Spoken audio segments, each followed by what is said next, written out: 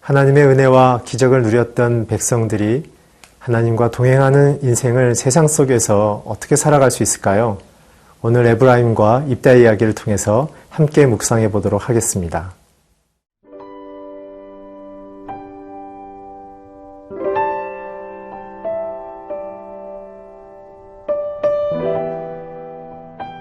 사사기 12장 1절에서 15절 말씀입니다. 에브라임 사람들이 모여 북쪽으로 가서 입다에게 이르되 네가 암몬 자손과 싸우러 건너갈 때에 어찌하여 우리를 불러 너와 함께 가게 하지 아니하였느냐.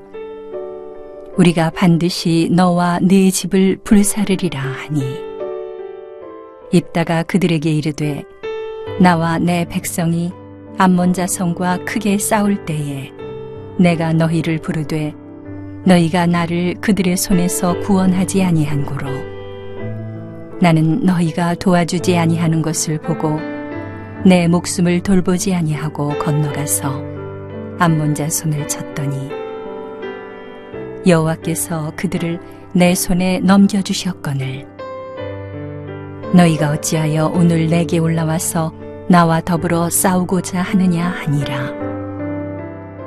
입다가 길르앗 사람을 다 모으고 에브라임과 싸웠으며 길르앗 사람들이 에브라임을 쳐서 무찔렀으니 이는 에브라임의 말이 너희 길르앗 사람은 본래 에브라임에서 도망한 자로서 에브라임과 므낫세 중에 있다 하였음이라.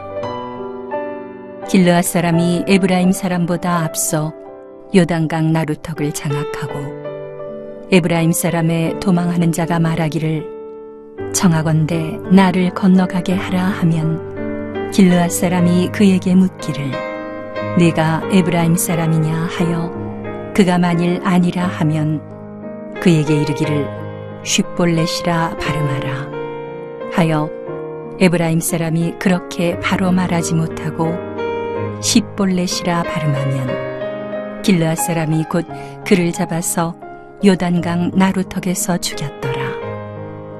그때에 에브라임 사람의 죽은 자가 42,000명이었더라. 입다가 이스라엘의 사사가 된 지 6년이라. 길르앗 사람 입다가 죽음에 길르앗에 있는 그의 성읍에 장사되었더라. 그 뒤를 이어 베들레헴의 입산이 이스라엘의 사사가 되었더라. 그가 아들 30명과 딸 30명을 두었더니 그가 딸들을 밖으로 시집 보냈고 아들들을 위하여는 밖에서 여자 30명을 데려왔더라. 그가 이스라엘의 사사가 된 지 7년이라. 입산이 죽음에 베들레헴에 장사되었더라. 그 뒤를 이어 스불론 사람 엘론이 이스라엘의 사사가 되어 10년 동안 이스라엘을 다스렸더라. 스불론 사람 엘론이 죽음에 스불론 땅 아얄론에 장사되었더라. 그 뒤를 이어 비라돈 사람 힐렐의 아들 압돈이 이스라엘의 사사가 되었더라. 그에게 아들 40명과 손자 30명이 있어 어린 나귀 70마리를 탔더라. 압돈이 이스라엘의 사사가 된 지 8년이라. 비라돈 사람 힐렐의 아들 압돈이 죽음에 에브라임 땅 아말렉 사람의 산지 비라돈에 장사되었더라. 오늘 본문은 입다가 암몬과의 큰 전쟁의 승리를 거둔 사건을 에브라임이 질투하는 것으로 시작합니다. 그 질투는 입다의 마음속에 커다란 자존심에 대한 상처로 남게 되어지죠. 그래서 결국 입다는 에브라임을 다 죽여버리는 끔찍한 일을 저지르게 되어집니다. 그리고 나서 성경은 곧바로 입다의 죽음을 기록하고 있습니다.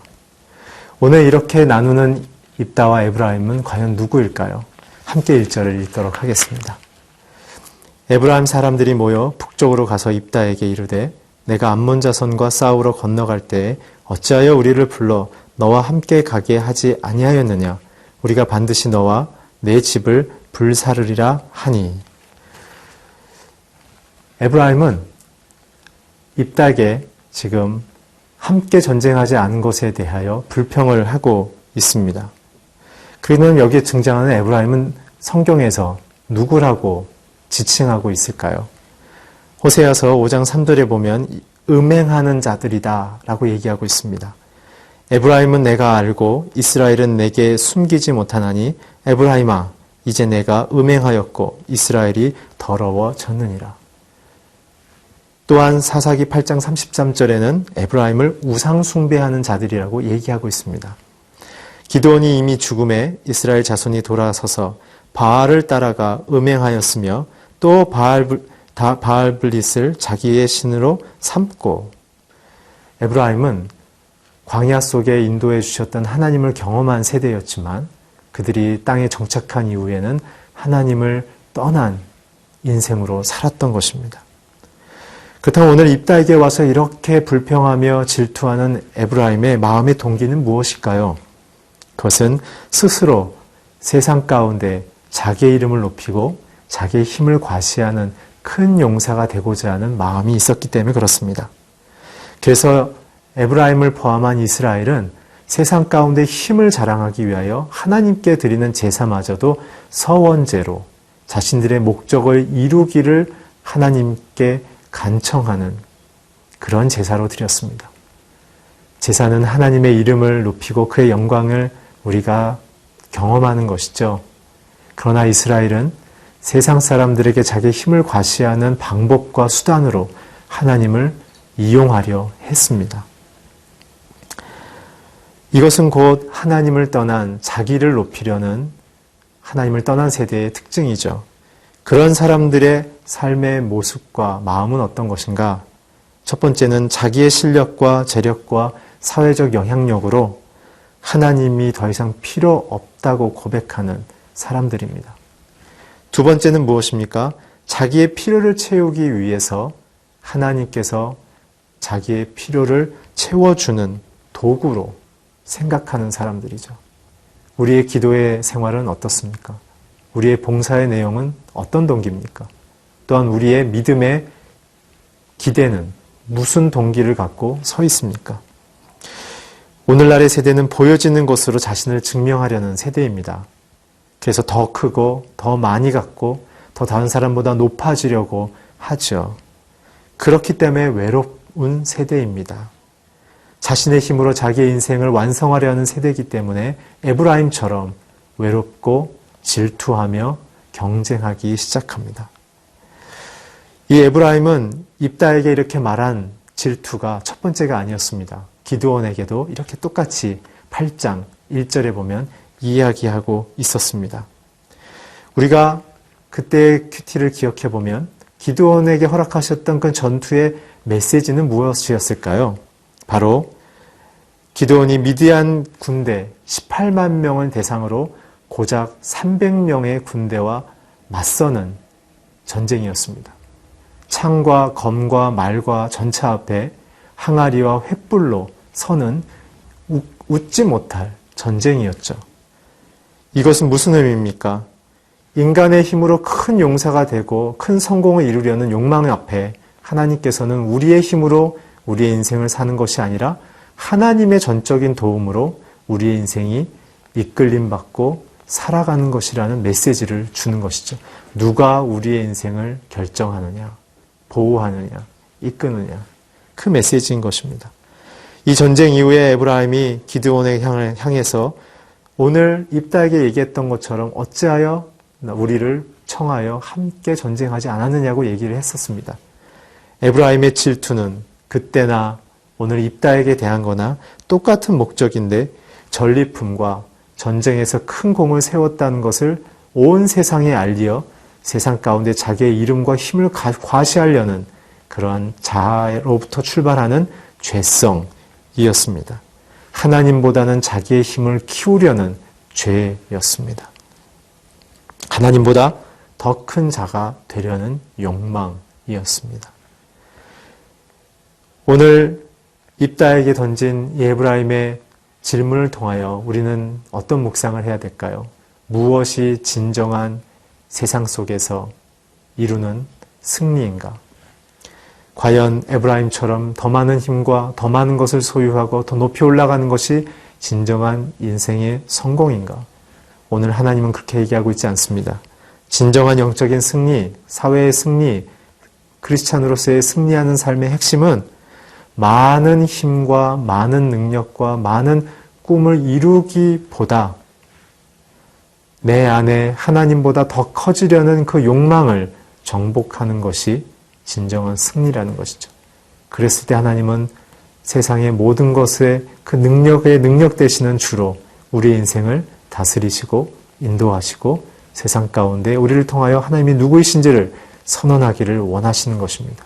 그것이 영광으로의 초대입니다. 사랑하는 성도 여러분, 오늘 이 전쟁 속에 에브라임의 이 질투 속에 우리는 진정한 영적인 승리인 우리 안의 죄성을 정복하는 일들이 날마다 일어나기를 주의 이름으로 축원합니다.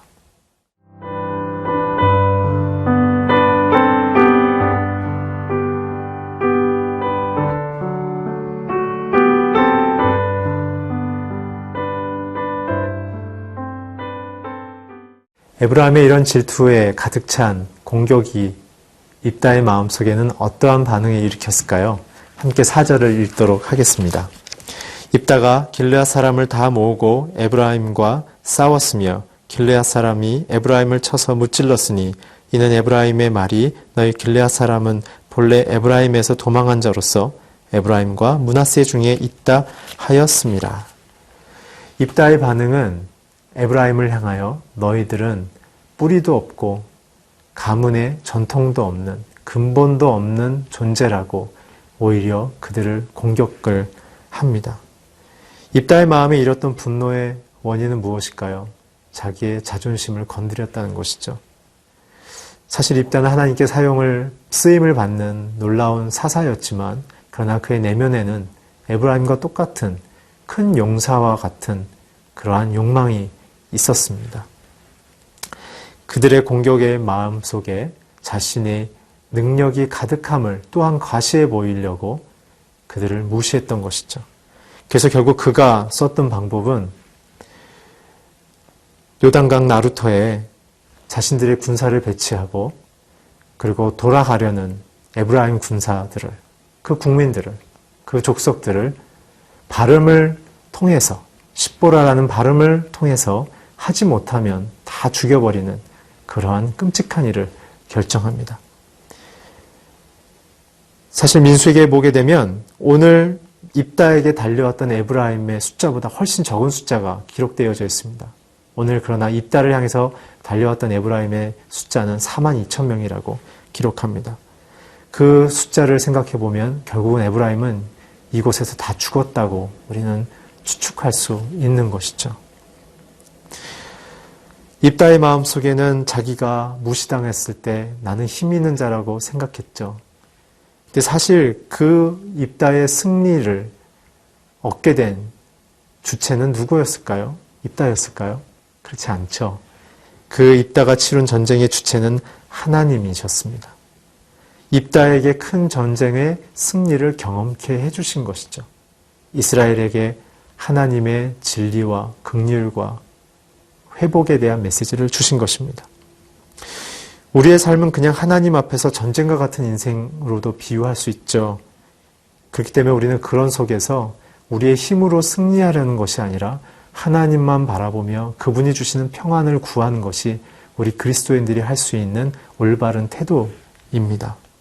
나의 노력이 아니라 하나님의 전적인 은혜로만 살아가는 것이죠. 탐욕과 하나님을 같게 생각하는 에브라임은 분노와 질투로 사로잡혀 하나님을 바라보지 못했습니다. 그리고 내 스스로 판단자가 되어져서 하나님보다 더 큰 자가 되려고 했죠. 그래서 우리의 마음속에는 우리의 말과 태도를 늘 하나님 앞에서 돌아봐야 합니다.